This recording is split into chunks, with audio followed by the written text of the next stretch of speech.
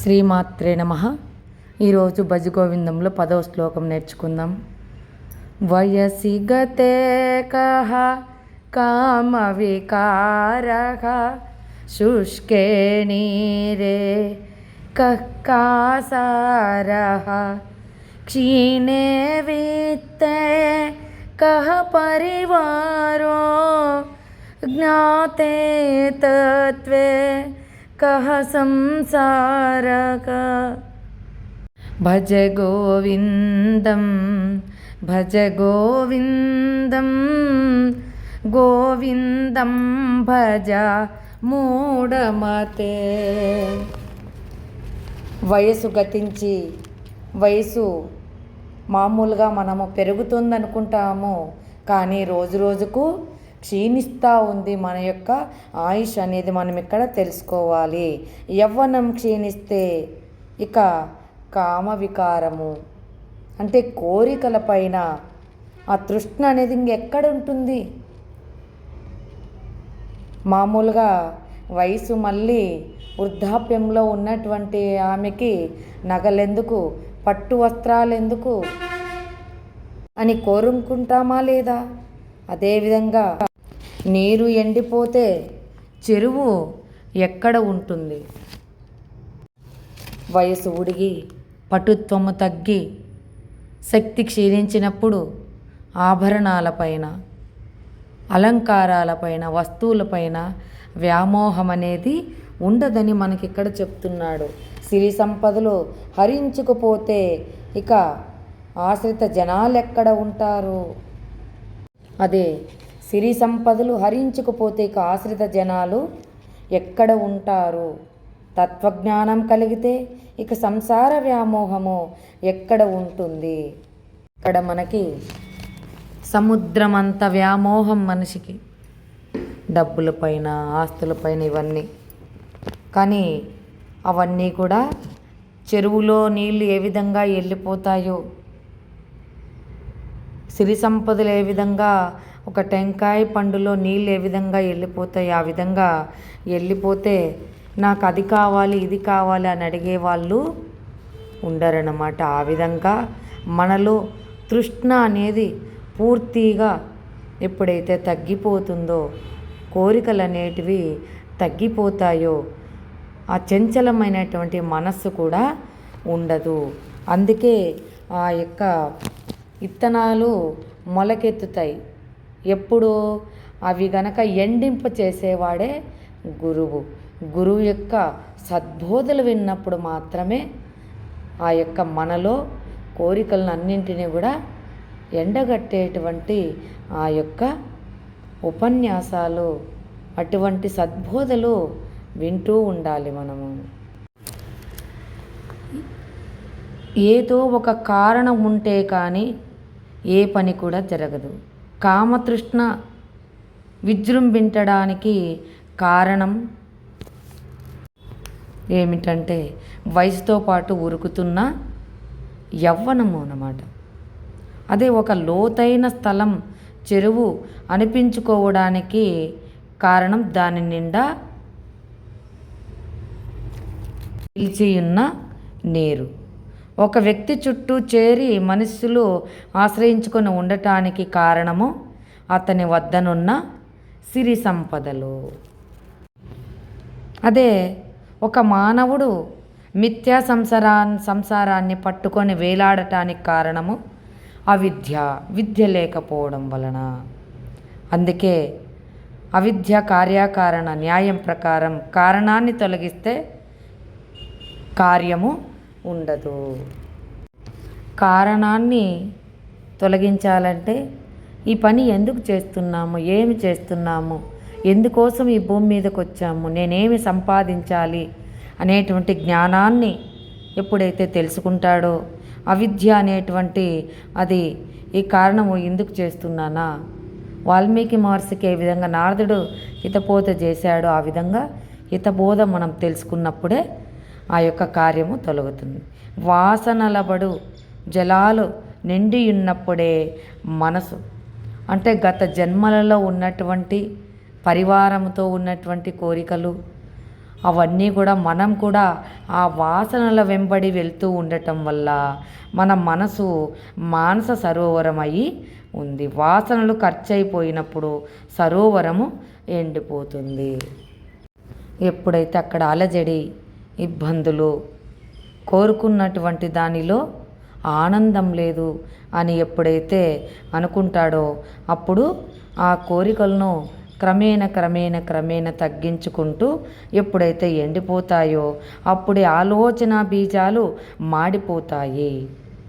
ఎప్పుడైతే నీ హృదయంలో కోరికలు లేవు, ఆలోచన నాకు అవి కావాలి ఆలోచన లేదు, అటువంటప్పుడు అట్టి క్షేత్రాన్ని అలికి శుద్ధము చేసి ఆత్మారాముని ఆహ్వానించాలి.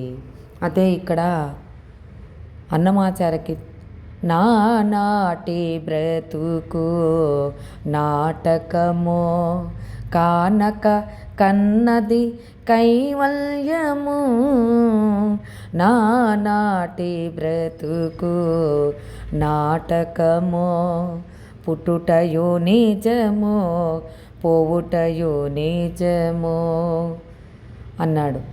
అది ఎప్పుడైతే తెలుసుకుంటామో మనం వచ్చేది నిజమే, పోయేది నిజమే.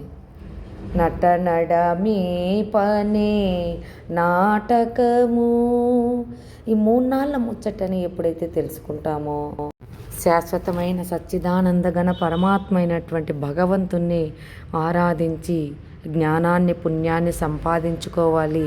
శాశ్వతమైనది ప్రాపంచికంగా ఉన్నటువంటి వస్తు సముదాయం అంతా కూడా అశాశ్వతమైనదని ఎప్పుడైతే తెలుసుకుంటామో అప్పుడే ఈ క్షేత్రంలో కోరికలన్నింటినీ త్యజించి ఆ యొక్క వాసనలు ఇరుగు పొరుగు వాళ్ళ ఆచారాలను చూసినా గత జన్మ ఆలోచనలు గుర్తుకొచ్చినా ఆ విధంగా వాటి వెంబడి ప్రయాణించకుండా వాటిని వెండింపచేసి ఆలోచన బీజాలు ఎప్పుడైతే మాడిపోతాయో అప్పుడు ఆ క్షేత్రాన్ని అలకమన్నాడు.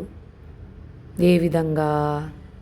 జ్ఞానం అనేటువంటి ఆ యొక్క పసుపుతో ఇక్కడ అలకాలి. ప్రతిరోజు మనము ఇల్లు శుద్ధి, దేహం శుద్ధి చేసుకున్నట్టు అంతరాత్మకి, సూక్ష్మ శరీరానికి ఆత్మజ్ఞానాన్ని అందిస్తూ ఉంటే అదే శుద్ధి చేయడం అన్నమాట. శుద్ధి చేసి ఆసనము వేసి స్థిరమైన మనస్తత్వంతో, ఏకాంత చిత్తంతో, ఏకాంత హృదయంతో ఆత్మారాముణ్ణి ఆహ్వానించాలి. ఇక్కడ సంసారం అంటే పూర్వ సంస్కార కర్మలతో కూడిన వాసనామయమైన మనస్సు అన్నమాట. అన్నిటికీ కారణము మనస్సే. ఈ మనస్సే సకల కర్మలకు ఉత్పత్తి స్థానం అన్నమాట. మనస్సును సరస్సుగాను చెప్తున్నారు, జలాలు వాసనలుగాను, జలచరాలు నీటిలో ఉండేటువంటి లతలు అన్నమాట, ఆకులు పువ్వులు కర్మలు అన్నమాట. ఈ విధంగా తెలుసుకొని తత్వజ్ఞానం కలిగిన తర్వాత ఆకులు పువ్వులు మనం ఏ పని చేసామో అందులో ఆ యొక్క బాగా మంచి నేలలో ఉన్నటువంటి చెట్టుకు మంచి ఆకులు వస్తాయి, మంచి పువ్వులు వస్తాయి. ఆ విధంగా చెడ్డ నేల సవట భూమిలో ఉన్నటువంటి చెట్టుకు మంచి ఆకులు మంచి పువ్వులు రావు. ఆ విధంగా మంచి ప్రవర్తనలో ఉన్నటువంటి వాని యొక్క మంచి అనుభవాలే వస్తాయి. తత్వజ్ఞానం కలిగిన తర్వాత జ్ఞాన భాస్కరుని తాపంచే నీరు వాసనలు అంటే సూర్యుని యొక్క వేడికి ఏ విధంగా ఆవిరైపోతాయో ఆ విధంగా జ్ఞానాగ్ని, జ్ఞానం అనేటువంటి అగ్ని ద్వారా అటువంటి వాసనలన్నీ ఎండింప చేసుకొని జలజీవాలనే నీటిలో ఉండేటువంటి అవన్నీ మాడిపోయి మన హృదయంలో కోరికలు అనేటువంటి కూడా చెరువు వల్లే సంసారము అదృశ్యమైపోతుంది. అంటే చెరువులో నీళ్ళు ఉంటేనే అవన్నీ ఉంటాయి, నీళ్ళు లేకపోతే అవన్నీ ఉండవు. మనం మనసులో కోరికలన్నీ ఉంటే ఈ విధంగా కర్మలన్నీ వాటి వెంబడే ఆ గొడవలు ఇబ్బందులు అవన్నీ వస్తూ ఉంటాయి. వాటి వెంబడి లేనప్పుడు చెరువులో మనసు లేనప్పుడు జలచరాలు లేవు, నీళ్లు లేనప్పుడు జలచరాలు ఏ విధంగా లేవో మన మనసు లేనప్పుడు మనకు అటువంటి మనలో ఉండేటువంటి కోరికలు అవన్నీ కూడా అదృశ్యమైపోతాయి అన్నమాట. అవిద్య మాయ యొక్క అంశము. లేనిది ఉన్నట్టుగాను జ్ఞానం లేకపోవడం వల్ల ఉన్నది లేనట్టుగా కనిపింపచేయడం మాయ యొక్క లక్షణం అన్నమాట. అందుకే కొయ్య మీద ఆరబెట్టబడి గాలికి కదులుతున్న గుడ్డ చీకటిలో భూతంలాగా మనకు భ్రమ కలిగిస్తూ ఉంటుంది. చీకటిలో తాడు కూడా పాము అనే భ్రమ కలిగిస్తూ ఉంటుంది. అందుకే మంచి చెడుగాను, చెడు మంచిగాను తోచుతూ ఉంటుంది. ఈ భ్రమలకు చీకటి అనబడు అవిద్యయే కారణము. వెలుగు ప్రకాశించగానే చీకటి ఏ విధంగా అయిపోతుందో కొయ్య మీద గుడ్డ తాడు యథాతథంగా కనిపిస్తాయి. జ్ఞానం ఉన్నప్పుడు అవి మనకు యథాతథంగా అక్కడ భూతం కానీ పాము కానీ అసలే లేవు అనిపిస్తుంది. కానీ అవి ఉన్నట్టుగా భ్రమ భయం కలగడానికి కారణం చీకటి అంటే అవిద్య. అలాగే అన్నింటా వ్యాపించియున్న పరమాత్మ బదులుగా అవిద్య వలన మానవునకు కనిపించేది నానారూప గుణాలతో భూతంలాగా నాట్యం చేస్తున్న ప్రపంచం మనకి కనిపిస్తుంది. దీనినే సంసారం అంటారు. ఈ సంసారం యొక్క మిథ్యా స్వరూపాన్ని తెలుసుకున్న తరువాత ఇక ఆ సంసారం అనేది ఎక్కడుంటుంది? వెలుగు రాగానే అదృశ్యమైన భూతంలాగా సంసారం అదృశ్యమవుతుంది.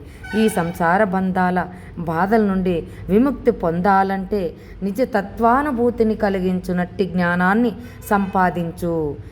జటిలమైన వేదాంత సూక్ష్మాన్ని చిన్న చిన్న ఉపమానాలతో సులువుగా అర్థమయ్యేటట్టు చెప్పడం ఆ యొక్క గురువుల యొక్క ప్రత్యేకత. గురువుల యొక్క సత్సంగానికి వెళ్ళాలి, సజ్జన సాంగత్యంలో ఉండాలి. అటువంటి కార్యక్రమాల్లో పాల్గొని మనం కూడా ఉపన్యాసాలలో ఏదో ఒక్క పాయింట్ అయినా కూడా మనము ఈరోజు ఎంతో అద్భుతంగా సెల్లులో, యూట్యూబ్లో, మన గుళ్ళో దగ్గర ఎక్కడ వీలైతే అక్కడ టీవీలో ఎక్కడ అవకాశం ఉంటే అక్కడ వినటానికి ప్రయత్నించాలి సుమా. శ్రీమాత్రే నమః.